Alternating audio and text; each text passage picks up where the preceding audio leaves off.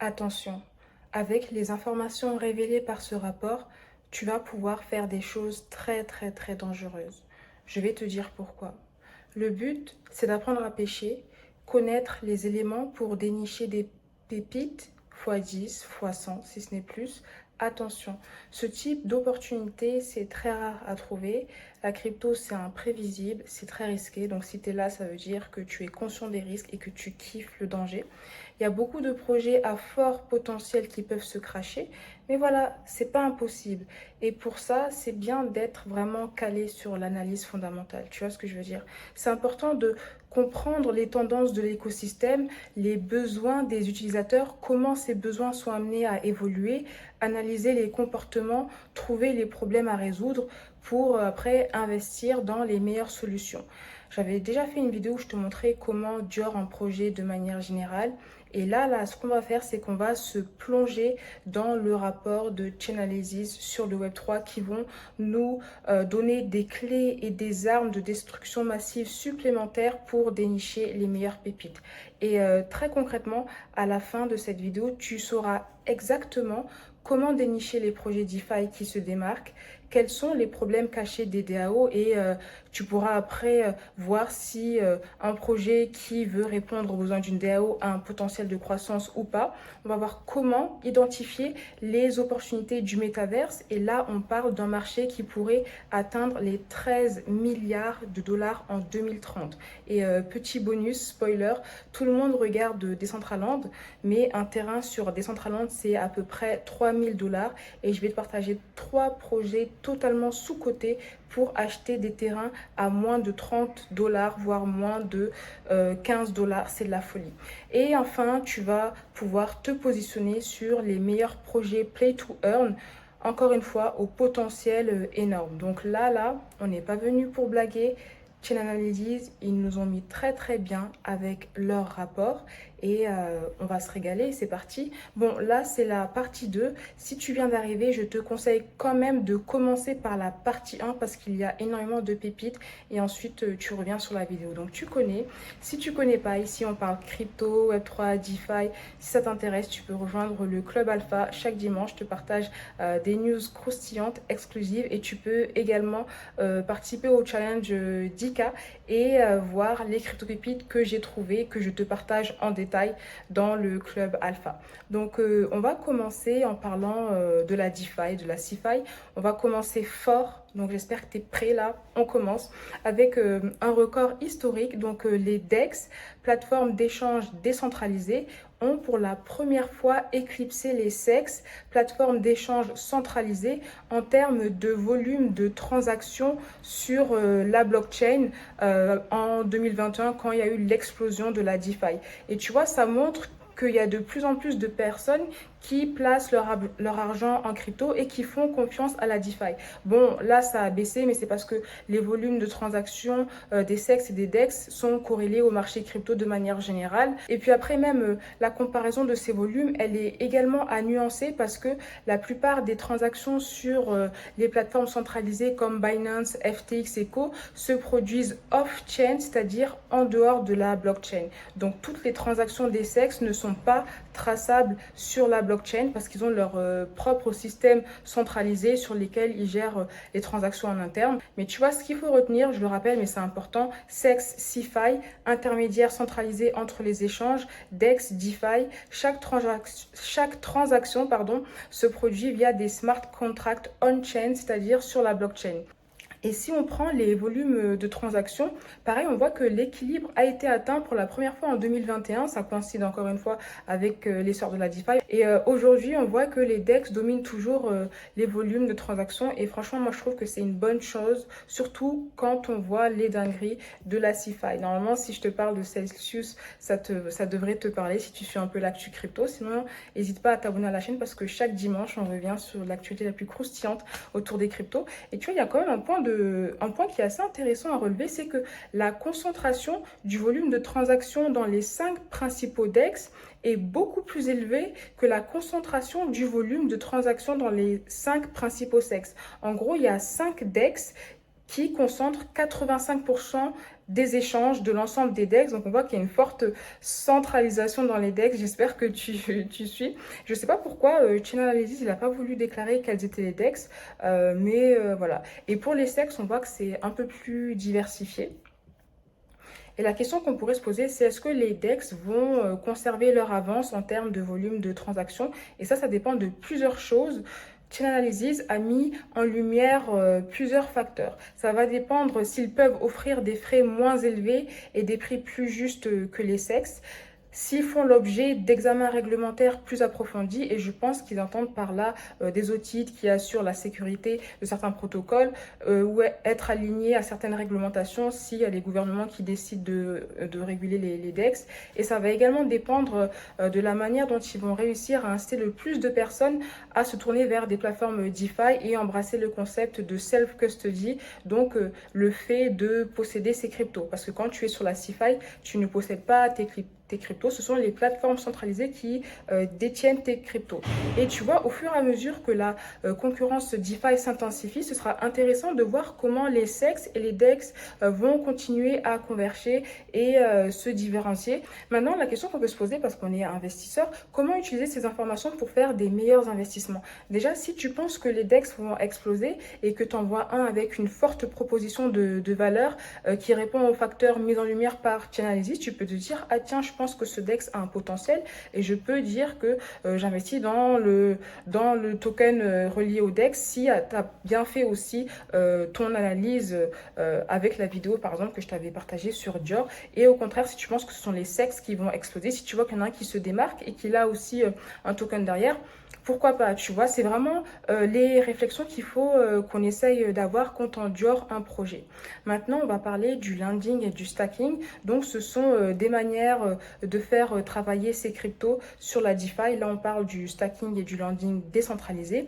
Et bien sûr, comme tu te doutes bien, il y a des risques. On va revenir très rapidement sur la blockchain parce que tu vois, dans la blockchain, quand tu veux faire une transaction, la transaction elle est placée dans un bloc et le bloc doit être validé pour que la transaction puisse exécuter. Et comme c'est décentralisé et que, entre guillemets, n'importe qui peut décider de participer au processus de validation des blocs, il faut qu'on arrive à trouver un moyen pour que tout le monde puisse se mettre d'accord pour valider un bloc et pour qu'il n'y ait personne qui décide de la faire à l'envers à quelqu'un d'autre. Et ça passe par un mécanisme de consensus. Il y en a plusieurs. Les plus connus, ce sont les Proof of Work et les Proof of Stake. Donc, en gros, dans le Proof of Work, preuve de travail, tu as des mineurs, donc c'est des machines électroniques, des ordinateurs qui doivent résoudre une énigme mathématique extrêmement compliquée qui nécessite une très très forte puissance de calcul, donc qui consomme beaucoup d'énergie. Et le premier qui résout l'énigme gagne et peut valider le bloc et recevoir les récompenses. Le truc, c'est que dans cette méthode, il y a des mineurs qui vont, entre guillemets, gaspiller de l'énergie pour rien parce qu'il y aura qu'un seul gagnant. Et dans le Proof of Stake, la preuve d'enjeu, les validateurs sont sélectionnés au hasard parce qu'en fait, ils stackent leur crypto et on sélectionne un validateur au hasard. Et ils peuvent augmenter leur chance de valider un bloc en stackant plus de crypto sur la blockchain. Et le Proof of Stake est considéré comme plus respectueux de l'environnement car pour staker, tu n'as pas besoin de force de calcul. Après, tu vois, moi, je t'invite quand même à la modération concernant les critiques du Proof of Work. Donc là, on va parler d'Ethereum. Ethereum qui va faire son passage en Proof of Stake avec Ethereum 2.0. Et le truc, c'est que Ethereum 2.0 existe déjà en tant que Beacon Chain. Elle va simplement merger avec Ethereum 1.0. C'est d'ailleurs pour ça qu'on appelle The Merge, je pense. Et le stacking sur Ethereum 2.0 est déjà opérationnel. C'est juste que les validateurs, ils vont pouvoir recevoir leur bloc après que les deux blockchains et émerger. Et ce qui est intéressant, c'est que quand bien même Ethereum, c'est la plus grande blockchain en termes de market cap Proof of Stake, c'est la troisième blockchain en termes de valeur stakée, donc en termes de valeur que les personnes déposent sur les blockchains pour contribuer à leur bon fonctionnement. Et tu vois, de manière générale, si on compare les rendements par rapport à la valeur stackée, on remarque que les blockchains qui proposent les plus gros rendements ne sont pas celles qui ont la plus grande valeur stackée. Et ça met en lumière le fait que les investisseurs recherchent quand même la sécurité avant tout, parce que comme je te le dis souvent, rendement élevé égale risque encore plus élevé. Donc, c'est pour ça qu'il ne faut pas courir derrière les gros rendements parce que ça veut dire que tu as aussi un fort potentiel de perte. Et avant de dire que tu vas stacker tes cryptos sur une blockchain, tu dois toujours Dior, la blockchain en question, pour savoir si elle a un potentiel. Mais ça, je t'en avais parlé en détail dans la vidéo sur la première partie du rapport de Chain Analysis.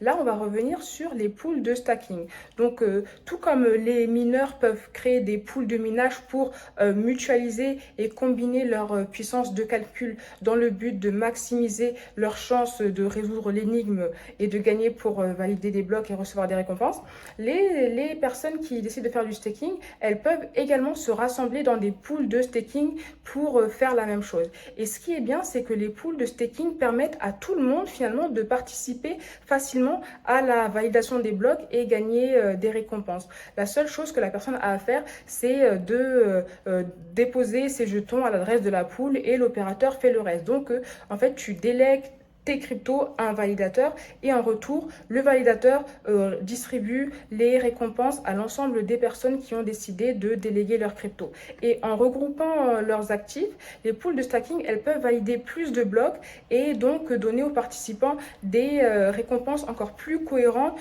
que s'ils avaient essayé de stacker seuls. Par exemple, peut-être que toi, tu as un seul Ether à stacker, tu vas le faire de ton côté, alors que si tu vas sur une pool qui a déjà 153 Ethers stackés, cette pool aura plus de chances d'avoir de valider des blocs que toi avec ton petit Ether. Tu vois ce que je veux dire?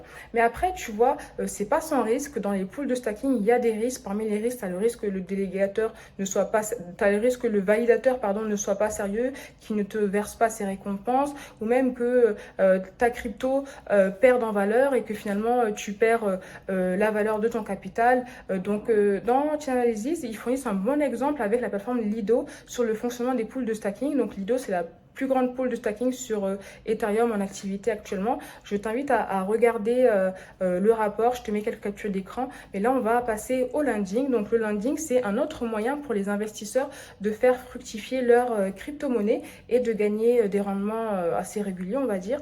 Ça fonctionne un peu comme le stacking. La différence, c'est que les récompenses proviennent des intérêts lorsque les fonds de la pool sont prêtés à d'autres utilisateurs, alors que dans le stacking, les récompenses elles proviennent de la validation des nouveaux blocs. Donc parmi les plus connus, tu as Compound, Aave, Maker, parmi les plateformes de lending les plus connues. Et tu vois, il y a des personnes qui concernent que les pools de prêt sont une source de rendement beaucoup plus fiable que les pools de staking parce que les récompenses de stacking peuvent changer en fonction du nombre de personnes de la pool et du taux de réussite de la pool lors de la validation des nouveaux blocs.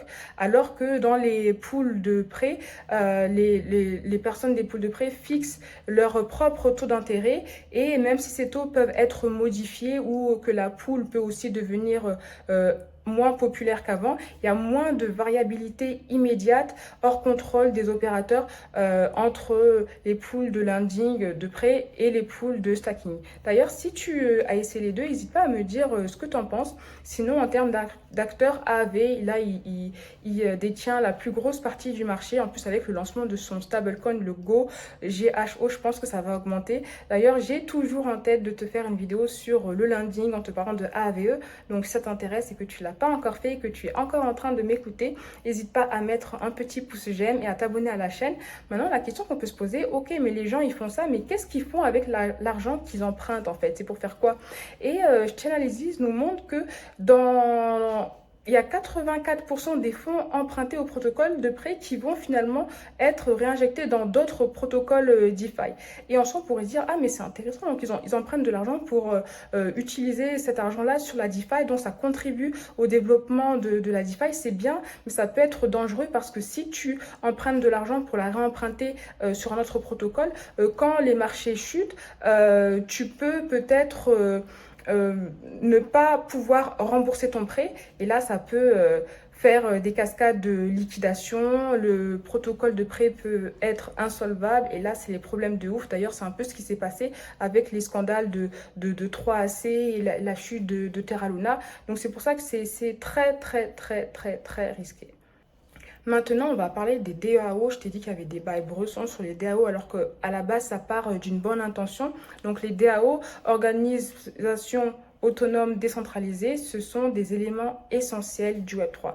Elles sont destinées à fournir une nouvelle structure de gestion démocratisée pour les entreprises, les projets communautaires, dans laquelle tous les membres peuvent voter sur les décisions organisationnelles juste en ayant en possession le token de gouvernance. Et donc concrètement, comment ça fonctionne? Donc tu as un fondateur qui crée une nouvelle crypto qui est le token de gouvernance, le jeton de gouvernance. Ensuite, il distribue ces cryptos aux utilisateurs, aux backers, aux autres parties prenantes. Et cette crypto, elle a une certaine valeur, elle peut être revendue sur le marché secondaire et achetée à volonté. Et en soi, tu vois, le but, c'est de trouver un moyen de décentraliser le pouvoir et permettre à n'importe qui de participer à la prise de décision. Mais en pratique, on voit que c'est loin d'être le cas parce que quand on analyse la répartition des jetons de gouvernance des 10 principales DAO, on constate que dans les plus grandes DAO, il y a moins de 1% de tous les détenteurs qui détiennent 90% du droit de vote. Donc ça veut dire que le pouvoir est très centralisé parce que ça veut potentiellement dire que tu as 2-3 personnes qui à elles seules peuvent contrôler l'issue d'un vote parce qu'elles ont la quasi-totalité du pouvoir de vote. Et tu vois, dans ce système-là, les membres peuvent se sentir lésés parce que leur participation ne sert à rien. Ça fout un peu le somme, tu vois, on te vend, ouais, décentralisation, tout le monde peut voter, mais finalement, tu as une personne, son vote, il pèse 90%. Tu vois, faut arrêter. Enfin, tu vois ce que je veux dire? Je pense qu'on se comprend. Là, ça fait déjà plus de 18 minutes, je pense qu'on se comprend. Et au-delà de ça, tu vois, les jetons de gouvernance, ils permettent aussi d'être force de proposition, donc de créer des nouvelles propositions pour le développement du projet. Mais là aussi, il y a quand même beaucoup de points à clarifier. Par exemple, en fonction de ton nombre de jetons, tu vas avoir ou pas le droit de créer des nouvelles propositions. Et le truc, c'est que s'il y a trop de personnes qui peuvent créer des propositions, la qualité moyenne d'une proposition, elle peut chuter et la DAO, elle peut être, enfin, les gens peuvent dire que la DAO a un spam de gouvernance et inversement, s'il y a trop peu de personnes de la communauté qui peuvent créer des nouvelles propositions, la gouvernance entre guillemets décentralisée sonne faux parce que finalement, il n'y a que 2-3 personnes qui créer des propositions. Et donc, tu vois, on voit qu'il y a encore beaucoup de dilemmes et on voit que la décentralisation telle qu'on nous la vend, elle n'est pas encore, on n'a pas encore réussi à la trouver. Il y a beaucoup de choses, de pratiques actuellement qui contredisent les principes de décentralisation sur lesquels le Web3 est construit. Donc, là, on peut se demander, mais du coup, c'est quoi l'avenir des DAO? Ce qui est intéressant, c'est quand même les DAO se développent de plus en plus et au fur et à mesure que les DAO prennent de l'ampleur, il y a de plus en plus d'outils qui se créent pour permettre à ces DAO de mieux fonctionner. Par exemple, tu as SuperDAO qui rationalise la création de DAO, tu as Snapshot qui simplifie la gouvernance et au fur et à mesure de leur expansion, ce sera intéressant de voir ce qu'ils vont réussir à faire et ce qu'ils deviendront et quels sont les projets qui vont réussir à se mettre en place pour proposer des propositions concrètes dans le but de créer la décentralisation telle qu'on aimerait la voir dans le Web3. Donc ce sont des réflexions que tu peux avoir quand tu gères un projet qui est censé répondre à une problématique d'une DAO. Maintenant, on va passer au NFT. Donc non-fungible token non fungible, les jetons non fungibles. Donc c'est des actifs numériques basés sur la blockchain dont les unités sont conçues pour être uniques, contrairement aux cryptos traditionnels dont les unités sont interchangeables. Si on veut faire une comparaison avec le monde réel, si là je te prête un billet de 5 euros et que tu me rends 5 euros en pièces, pas de galère, c'est la même, 5 euros c'est 5 euros, tu vois. Alors que si je te prête mon tableau de la Joconde, je m'attends à ce que tu me rendes le tableau de la Joconde que je t'ai prêté parce que c'est un original, il est unique. Le truc c'est que tu pourrais potentiellement me la faire à l'envers, garder l'original de la Joconde et me rendre une copie tellement bien faite que je ne me rendrai même pas compte que c'est une copie et du coup je me ferai arnaquer, tomber dans le piège et toi tu garderas l'original pour après la revendre plus cher.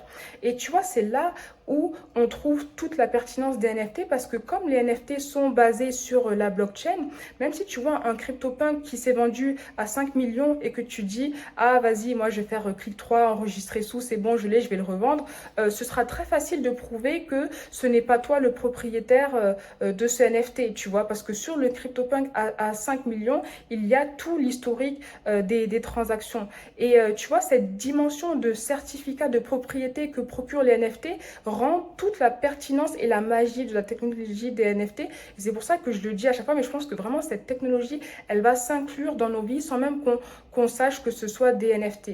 Après, il y a pléthore d'applications pour résoudre des problèmes concrets. Là, c'est pas le sujet, mais si ça t'intéresse de savoir comment les NFT peuvent résoudre des problèmes concrets qu'on n'a pas encore réussi à résoudre jusqu'ici, n'hésite pas à me le dire et je ferai une vidéo sur le sujet.